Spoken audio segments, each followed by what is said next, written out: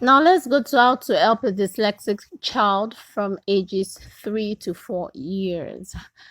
Um, in Nigeria, we know children start earlier than that, and some of them they're in the playgroup. Some of them their parents already have them, or their schools already have them in what we call our own kindergarten. Okay, now how do we help ages 3 to 4 years? Developing pre-literacy skills in very young children will help give them the best start. As soon as a child starts school, it is important to develop essential phonological skills. So how do we do that? Number one, build phonological skills. Early phonological skills develop a perception of the sounds of language. There are more than 40 sounds in the English language. So what are the phonological skills? The phonological skills are being able to identify, separate, swap these sounds into words. Very importantly. Now, I observe that when children start school, the first thing we start doing, most especially in Nigeria, we're in a hurry to make them right. But remember, amongst these children, that is why I say that you treat every child like from the start, because they say I saw something one day that said kindergarten teachers are the architects, so they are the ones that plan. If we get it wrong from that time, we wouldn't. I don't think that's why those pupils begin to struggle later on in life. So it's very important for every teacher, because there's a dyslexic everywhere, in your workplace, everywhere. Now it's possible for all for the child as young as that to start with phonological skills. We start with writing, we want to read, we're so much in a hurry. And we said intervention is a systematic, structured, explicit. Things are not being explicit. In fact, we are too hurry. From the start, the child is already in a rat race with the rest of the world without even understanding what this world is all about. So it's very important to build phonological skills. Early phonological skills develop a perception of the sounds. It's a time for them to identify. Let them begin to see things, not being in a hurry to write.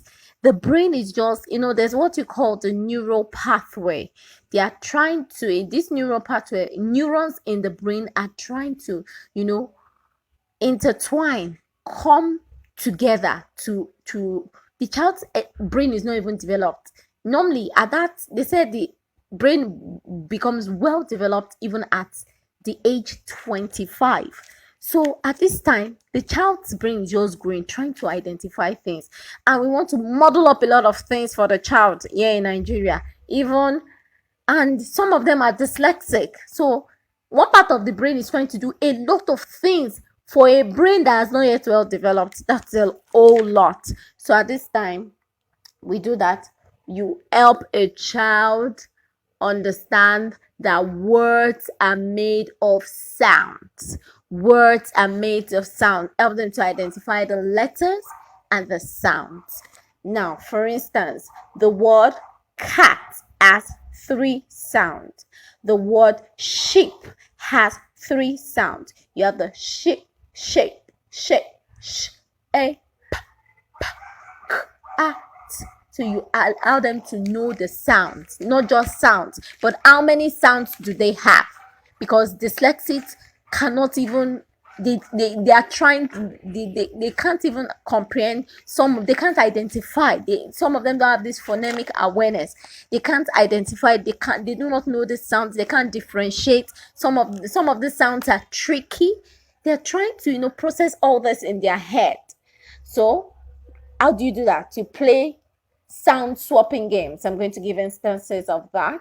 Swap k in cat with b. You understand? Then remember, the word phono means sounds. These are skills with sounds, not written text, and are developed before reading and writing begins. they must, it has to be audio visual. First off, not about writing. Audio visual. Let them begin to identify sounds with what they see, not what they write yet though. Sounds with what they see. You put sounds, let it be audio visual. That is it. Number one, when they start learning sounds, it's not a time to start writing. It's not, let them know the sounds by their letters.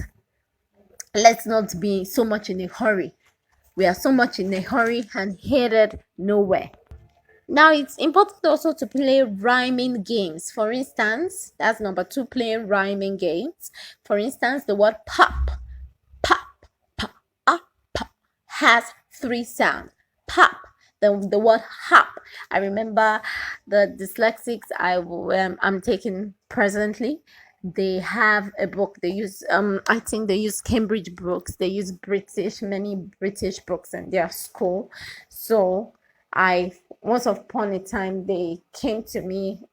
That's when they were in the primary school, and they had this book. It's going to be a decodable book that had a lot of sounds, blending of sounds. So their teacher had already taught them in form of a rap.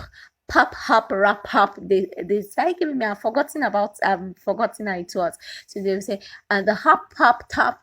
And they were just going, and it was fun, and they could identify it. They could, everything was given, and their teacher put a beat to it.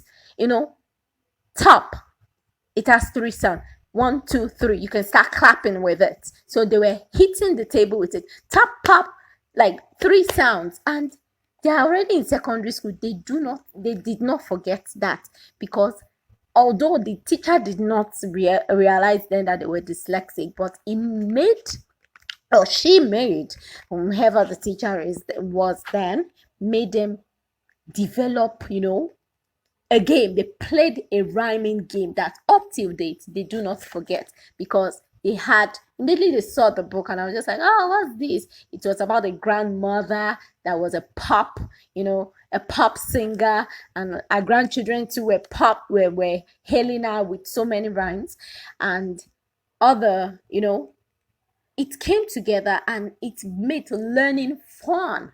Until date, these children are in their junior secondary school. They've not forgotten about it. So the word hop has 3 sounds. To develop rhyme, use rhyming books. Like I said, the school used the rhyming book. Add movement into literacy activities. It's time for us to start educating parents. This is not by comparison. When they go to the doctor, I always tell parents when they come to me, when you go to the doctor, do you tell the doctor what to do?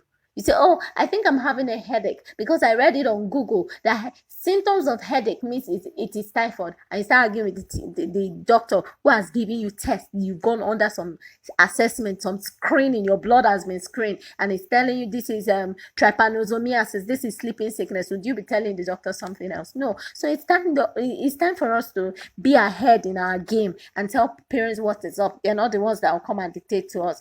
Your 1 year, I always tell people, your 1 year youth service it cannot be compared to my 7 years, my 10 years of tutoring. And I've been tutoring with, you went for youth service, you probably didn't teach there, you're just telling me. I try to tell them, although you have to strategize, you have to say it nicely. I'm just saying this plainly, because we are all teachers, we know how they come at us. And when you stand in your profession and you act your profession, you actually professional, then they begin to listen to you.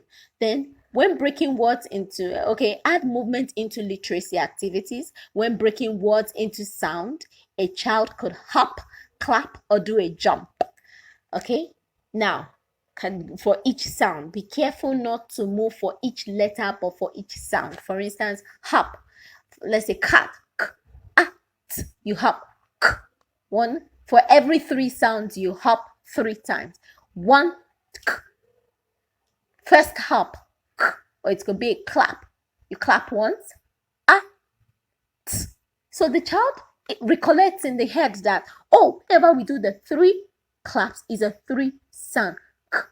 So Add movement. That is what the multisensory is for. Every child benefits when it is multisensory, but it's an added advantage for the neurodivergent, because that is the exact support they need. No more abstract learning. Also, you must, that's 3 sound. You must also be able to identify that the word chin, chain, has 4 letters but only 3 sounds. So when you're doing chin too, you make the child ch, it's just a sound. CH, it's just the sound. Ch. Then I, the A, chin, the N, A. So there would be 3 jumps. So you jump, you have to be innovative about it. Expose the child to as much language as possible so they hear many words and get them talking about words. Have lots of conversation and get them to talk to you. That is where this is the age where they should not be, suppressed. I remember a woman, she's a teacher. Oh yes, one of my mentors. She homeschooled her children till like 6 years old, till they were in primary 1. And most of when she shares the videos, and the daughter is very confident, she has this robust self-esteem. And I was just like, wow, I love her energy. She was not like, that is the energy she did not want any teacher to toy with. Like, oh, the girl is very confident. She has this self-esteem. Like I said, a robust self-esteem that a child you admire that has self-confidence. So that is very important. So allow them to express themselves. That's where the academic abuse starts coming in. As young as they are there, you say you cannot even write, only to say stories. Allow them express themselves. Let them not be suppressed. So this is the time they have to be very. You might be surprised that they are so young. Why should they be learning a lot? They learn by modeling. That is the best way to learn, by the way you sound, by the way you speak. Some of them that watch lots of cartoon, we expose them to lots of cartoon. Before you know it, they start speaking like them and be looking at that child. Recently, I saw a 4-year-old. It was saying, "Oh, that's extravagant. That's gigantified. That is gigantified." I was just like, "Wow, you're saying a lot of big English." Yes, and it was expressing. When you say gigantic, it was using, you know that even without he already knows the meaning, that there's something that is gigantic is something very big. So he was already saying it, and he was saying, oh no, that's what you get for it. He was expressing himself, and I was wowed. So this is the time to do that between the ages 3 to 4. Expose them to as many words and as many sounds as possible, because that is what retains in their head. Don't make learning so exhausting, all and monotonous, all about writing. It's not time to write at that time. Teach nursery rhymes. As a teach, it's not only about knowing the rhymes. Teach them. Talk about the words that are involved and the meaning of those words involved in the rhymes, especially how some words have multiple meanings. Talk about it, discuss about it. Let them be your friends. Let them say it. As they are showing them, show a picture and explain. For instance, a bat. A bat can mean an animal or something used to hit a ball. You say, for the table tennis, that's a bat. Before you know it, they identify it. They say, oh, that's a bat. Not that you just be showing them, just talking abstractly, and they're looking, oh, what the hell is going on? Only those who have seen such before will be able to identify it. Now, also tell them back. Back can be the outside of a tree. They know what a tree is. The back, or the sound made by a dog. You tell them to make the sound, whoa, whoa, whoa, whoa, back. You tell them the meaning. They sound it. They know the letter sounds. They know it. Sometimes we do not know that is how learning takes place. So we feel learning is all about writing. No, it is diversified. So this is it. Now use interactive apps and online storybooks. I'm going to give instances of that. Now, improve fine motor skills. Fine motor skills are used when controlling a small object. If you look at, I'm going to show in a slide, we're going to look at the X-ray, the formation of the child's hands, the fingers. Now look at the images.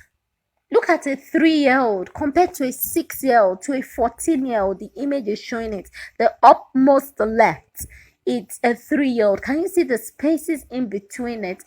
And at that stage, their hands, their fingers, their entire body is made up of cartilage. As they advance in age, they gradually get replaced by bones. Now they need to be developed. This is not a time to put so much pressure. You need to start developing it. You start developing. That's what it means to develop their fine motor skill. So we need to provide activities they can do with their hands, e.g. cutting out. There are so many activities, arts and crafts that they can do. I share many of them on those kind of things on my WhatsApp status to educate, not just to educate parents and even teachers. I share that on both my Instagram and my Facebook. On my Facebook page, I share many of those kind of things. There's more to learning than just writing. We are so much in a hurry to write, even when we are not ready to. When our children are not ready to. They have so much development to do before they can write like the school age needs to write. Now, you let them be doing a lot of gluing and sticking and coloring, which will prepare them to get ready to write. Let them dig. That's why we say play is a way by which children learn. All through. In fact, as adults, we prefer classes that are not so rigid. Even as an adult. So imagine a child who wants to explore, who is trying to learn. The child digs. So one way of letting them do this is helping them to write their first name. Let them take ownership. Give them ownership of writing their name. It's their name. So you write their name. If it is a long name, give a shortened version. E.g. Michael can be written as Mike. Dara Simi can be written as Dara. She doesn't have to write the entire one. Dara, before you know it. Let them write it. Let them paint it. That is another one. Then the next is memory strategies. If a child has memory issues, it's important not to belittle the child. Here are some things you can do to help the child who can't seem to remember what they have been told to do. Visualization, you understand? That is why you have to act it. Visualization can help some children. For instance, if you have asked them to put on their raincoat, maybe it's a rainy day and they came with raincoats. Some of them do not have raincoats. Let me use something that it's very day. Okay, let's say their cardigan. Then, and boats. Use things that they are familiar with, and just have the child imagine, okay, when you wear it, how do you feel? Maybe you're talking about temperature. You'll say, compared to when you do not wear it. You'll say, I feel warm. Exactly. You communicate with them. I feel warm. Then it's almost like you ask them to take a picture in their mind. So you have to give them time. You have to give them time. So when you allow them visualize like that, you allow them pause. Pause. The brain is processing it. The information just went, to the brain for interpretation. Then breathe. Let them take their time. Think. Then answer. That's how their visualization comes in. You let them take a pause. Remember when you wear your cardigan? Some will do it faster than the other, but accommodate all learners. Not that some particular people keep talking. You wait for them. You say, everybody, can you pause? Breathe, think, answer it. Then accommodate all type of learners. So that is it. It's almost like you ask them to take a picture in their mind. Very important. Now, the next one is give multi-step directions. As young as they are eager to learn.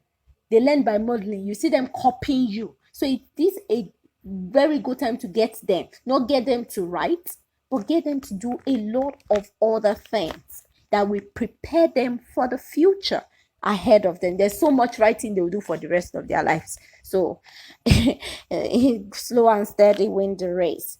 Encourage them to follow several instructional steps through practice. Play silly games with them that involve all body movement. the entire body, multi-sensory. Tickle them. Oh, auntie, you tickled me. Tickle them. Let them get involved. Touch them. Touch their cheeks. Tell them to hold each other's hands. Let them be involved. Some struggling learners, they have a combination of ADHD. They get easily distracted.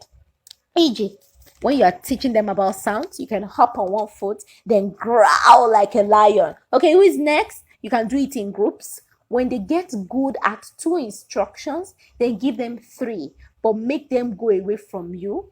Do you understand? When you discard the instructions, let them be present with you, but let them go away from you. Okay, go put it there. Go put it on the table. Go upstairs. You understand me? Okay. All right. So let them go away from you. You go upstairs and find the red shoes and put them by the door. That is how they learn. Organize the house or the classroom, wherever they may be, with set places for things, then building a routine or habit, because as they grow up, they find it hard to look for their things. I will show a slide about that. E.g., a box for shoes by the door. As soon as they come in, they put their shoes in the box. I know these days schools, they like to pamper a lot of children. They say, oh no, let them the minders should help them with their bags, everything. Let them put it. Oh, miss, this, you did not help the child. You see the child struggling with it. Let the teacher, let them be involved in that is part of their own learning. When they get into the classroom, okay, everybody, you know where we drop our bags? Go drop your bags there on the left. From there, they are learning this is left, this is right. They are able to identify. But if you have the minders, picking, they just go into the school bus, the minders are the ones carry their bags, carry their lunch boxes. Let them start learning independent. Okay, pick your bag, do this. That's not being harsh on them. That is learning. So let them. So as soon as they come in, they put their box, maybe it's their lunch box, they know where to put it. Put your lunch boxes in a corner in a classroom. Do not leave the mind. Okay, it will take some time to develop this into a habit because they get easily distracted. Neurotypicals might be getting it easy, but maybe today the child is Tunde. Tunde, why did you put it there? Oh, where does it have to be? It has to be there. What corner is that? That is the left. From there, the child is getting it. What do they say? Repetition is the mother of learning. Just as you don't get to know how to cook jollof rice on the first day you get to cook it. Repetition will make you know that, oh, when I'm cooking 2 derricas, I had more water and all this kind of things. Same thing with the neurodivergent or every kind of learner. It's just that the dyslexic takes a longer time. So be in the process with the child.